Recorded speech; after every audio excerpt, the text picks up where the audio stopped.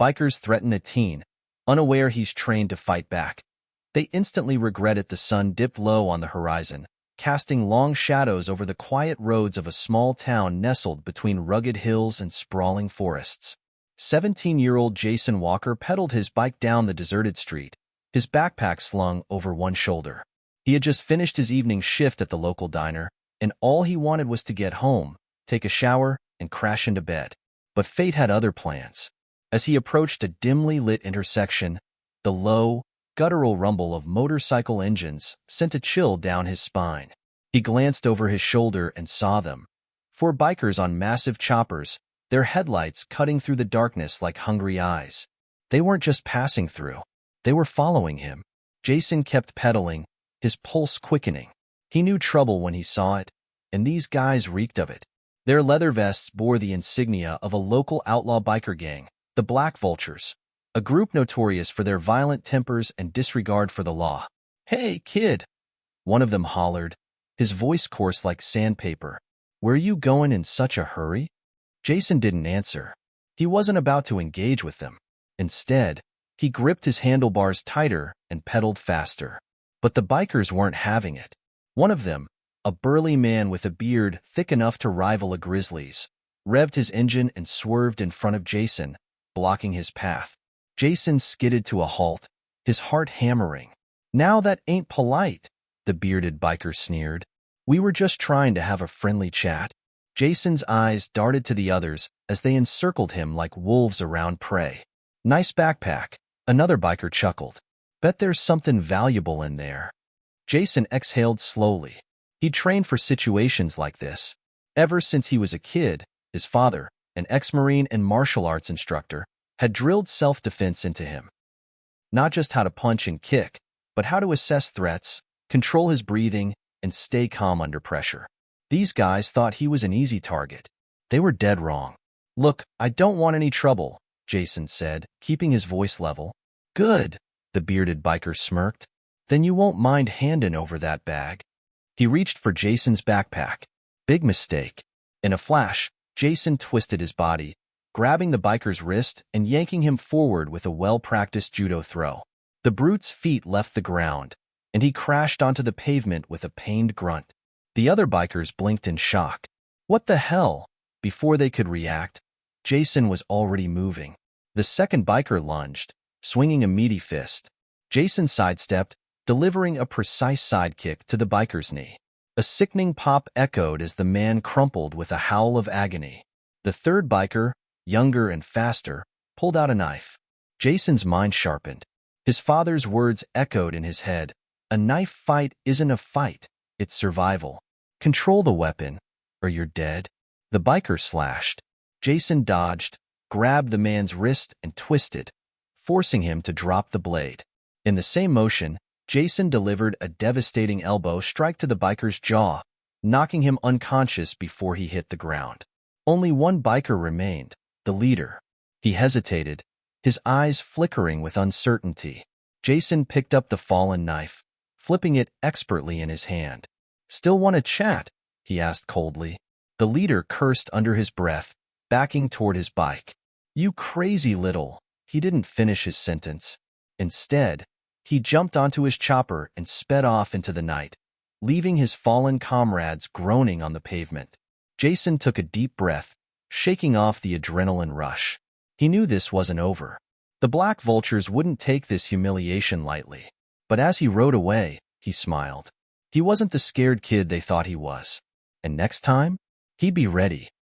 Jason barely made it home that night. His hands still shook from the fight, his mind racing with possibilities. He had taken down 3 members of the Black Vultures, but he knew this wasn't over. Gangs like that didn't just walk away from humiliation. He locked his bike in the garage, slipped inside the house, and tossed his backpack on the couch. His father, Frank Walker, sat in the dimly lit living room, sipping from a coffee mug, his sharp eyes already sizing Jason up. "You're late," Frank said. His deep voice carried a calm authority that had once led men into battle. Jason hesitated. He and his dad had always had a strict, no secrets rule, but how could he explain this without setting off alarms? "I ran into some guys on my way home," Jason finally admitted. Frank put down his mug. Define ran into. Jason sighed and rubbed the back of his neck. Bikers. Black vultures. They tried to rob me. I fought back. For a long moment, his father didn't say a word. Then he leaned forward, eyes narrowing. And Jason swallowed. I took 3 of them down. 1 ran off. Frank exhaled slowly, rubbing his temples. Damn it, Jason. I had no choice, Dad, Jason argued. They were looking for an easy target. I wasn't about to let them take my stuff. Frank stood up, walking over to the window and peering outside. You don't understand what you just did. Those guys? They don't let things slide. You embarrassed them. You think they'll just forget? Jason clenched his fists. So what? I should have just handed over my bag? Frank turned, his gaze hard. No, but there's a difference between winning a fight and winning a war. You just started one. Jason didn't sleep that night. His father's words echoed in his mind. The black vultures don't forget the next day at school. Jason tried to go about his normal routine, but something felt off. His best friend, Ethan Carter, met him at his locker. Dude, did you hear? The black vultures are looking for someone. People are saying they're pissed about some fight last night. Jason kept his face neutral. Yeah. Ethan frowned.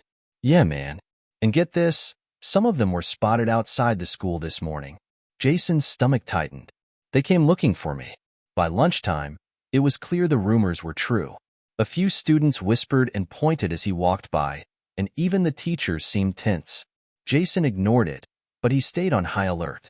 By the time school ended, Ethan had convinced him to take a different route home. Just play it safe, man. If they find you alone, it's not gonna be like last night. Jason reluctantly agreed. They took a back alley behind the schoolyard, cutting through an abandoned construction site. But halfway through, Jason's instincts flared. Engines.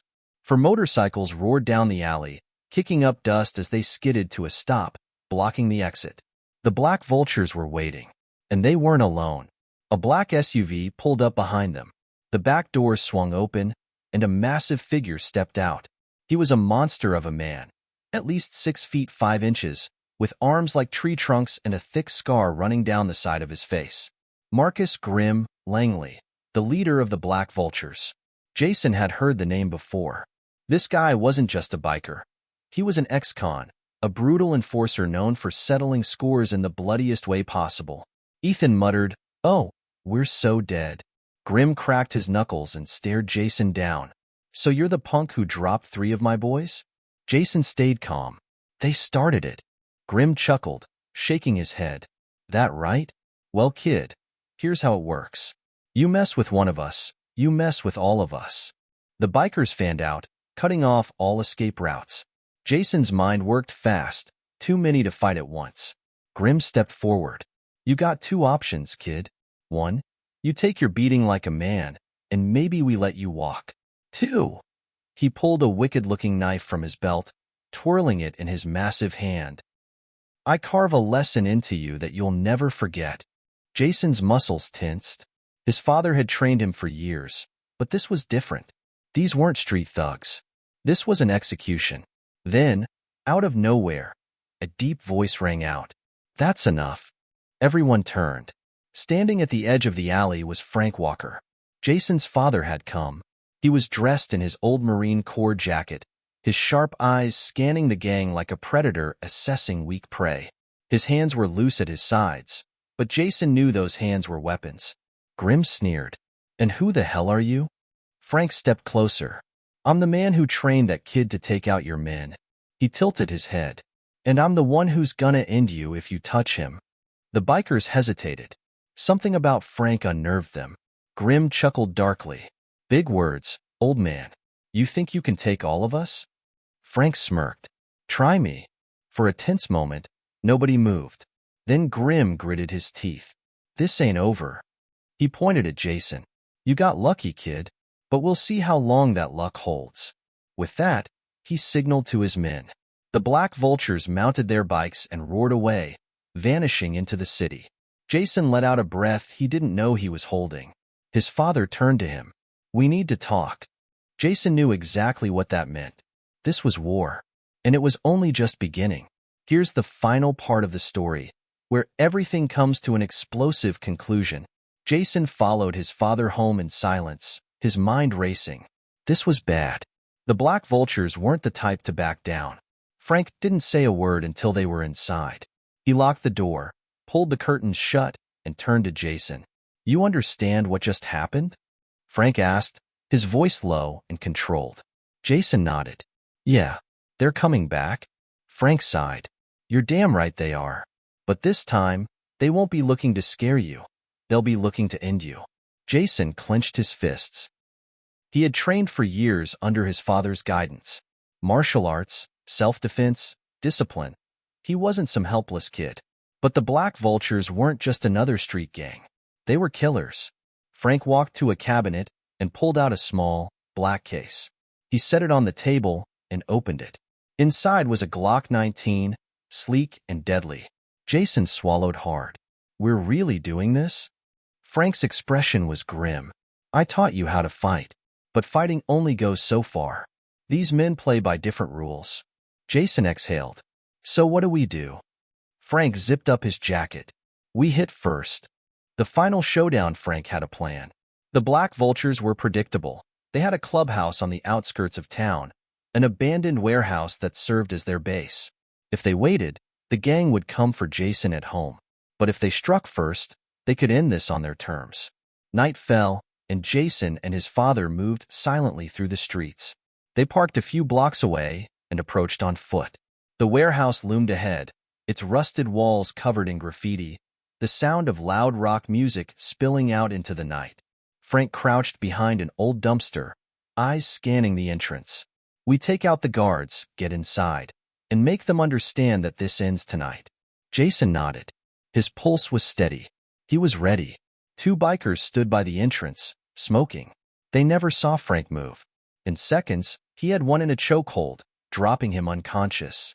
Jason took the other, slipping behind him and driving an elbow into his throat, then finishing him with a swift leg sweep. They slipped inside. The main hall was filled with bikers, at least a dozen of them, drinking, laughing, playing pool. Jason spotted Grim at the center of it all, sitting at a table, a bottle of whiskey in one hand, a knife in the other. Frank stepped forward, gun raised. "Grim." The room fell silent. Grim looked up, his lips curling into a smile. Well. The old man brought the kid. "You really got a death wish, don't you?" Frank's grip didn't waver. "This ends now." Grim chuckled, standing up. "You don't get it, do you? You came into our house. You think you can just walk in here and make demands?" He snapped his fingers. In an instant, every biker in the room reached for a weapon. Jason tensed. This was it. Grim pulled a pistol from his belt, but Frank was faster. A gunshot cracked through the air. Grim's gun flew from his hand.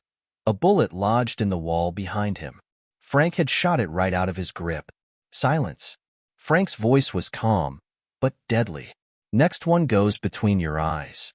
Grim flexed his fingers, rage boiling beneath the surface. But he wasn't stupid. He knew Frank wasn't bluffing. "I should kill you both," Grim growled. "But you won't," Frank said. "Because you know what I am. You know where I come from. And you know I don't miss." Jason could see the war in Grim's eyes. He wanted revenge, but he also wanted to live. Finally, Grim spat on the ground. "Fine.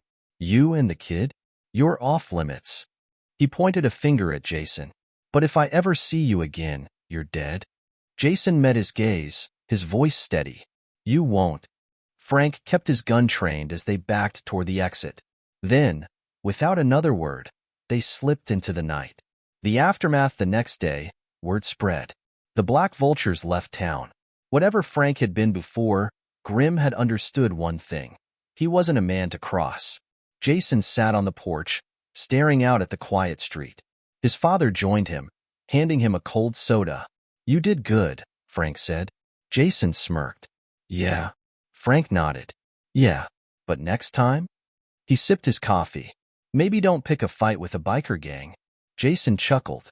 "No promises." They sat in silence, the tension of the past few days finally fading. The black vultures were gone. And Jason? He was just getting started.